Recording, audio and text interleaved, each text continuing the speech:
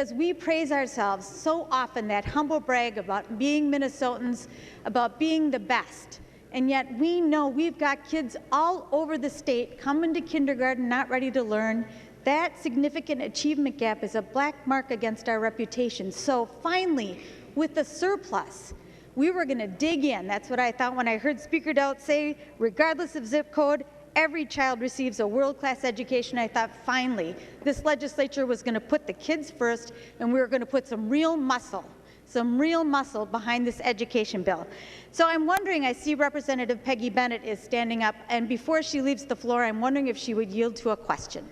She will yield. The lady from Ramsey, Representative Murphy E. Thank you, Mr. Speaker. And Representative Bennett, I spent some time in Albert Lea last year, and I know that you campaigned hard for the seat that you earned. And I also know that you are an educator, first grade educator, I think, and a special ed educator. You know, when you were running for office, I'm sure you talked to the people of Albert Lea and that district a lot about what you wanted to do.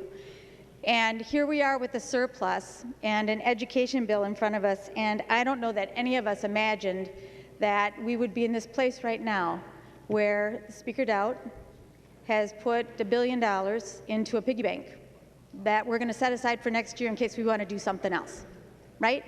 So instead of, thinking through where we could be most ambitious about Minnesota's future, we're going to put $1 billion into a piggy bank and think about what we might be able to do with that next year.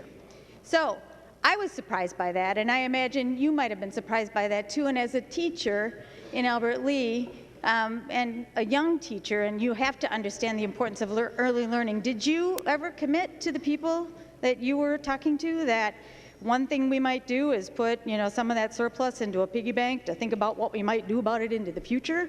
Or instead, did you talk about really doing the very best job you could for the people that you hoped you would represent by investing in education? I'm wondering if you could yield to that question. The lady from Freeborn, Representative Bennett. Thank you, Mr. Speaker. And Representative Murphy, thanks for your question.